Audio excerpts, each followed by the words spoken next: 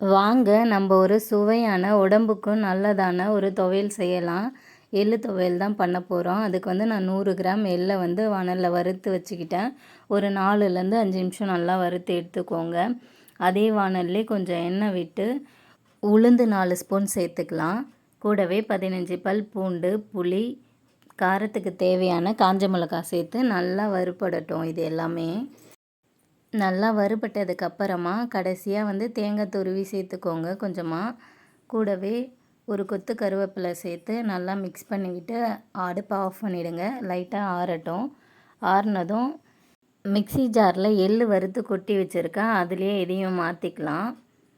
மாற்றிட்டு இதுக்கு தேவையான அளவு உப்பு போட்டு நல்லா ஃபஸ்ட்டு தண்ணி ஊற்றாமல் கொரப்பாக அரைச்சி எடுத்துக்கலாம். அதுக்கப்புறமா நம்ம தேவையான அளவு கொஞ்சமாக தண்ணி விட்டு, ரொம்ப தண்ணி விட வேணாம். நம்ம துவையலாக தான் அரைக்க போகிறோம்.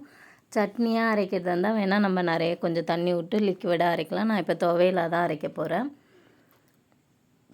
நான் வெல்லம் எடுத்து வச்சுருக்கேன். நான் இந்த துவையலை அரைச்சிட்டு டேஸ்ட் பண்ணி பார்த்து இது கொஞ்சம் கசப்பாக இருந்துச்சுன்னா வெல்லம் சேர்த்துக்கலான்ட்டு எடுத்து வச்சுருக்கேன். எள்ளு கொஞ்சம் எப்பயுமே வந்து கொஞ்சம் லைட்டாக கசப்பாக இருக்கும்.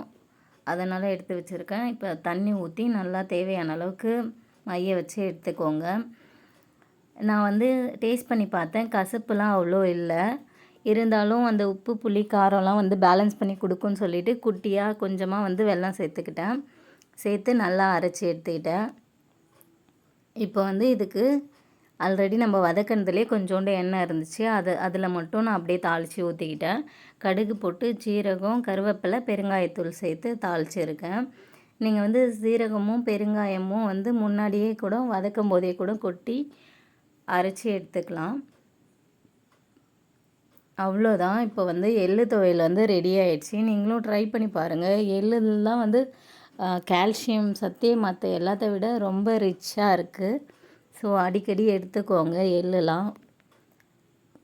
அவ்வளோதான், இது ரெடி ஆகிடுச்சு. இது வந்து இட்லி, தோசை, பழைய சாதம் இதோடலாம் ரொம்ப சூப்பராக இருக்கும். கஞ்சியோடலாம் நீங்கள் ட்ரை பண்ணி பாருங்கள். ட்ரை பண்ணி பார்த்துட்டு எப்படி இருந்தது சொல்லுங்கள். பாய்.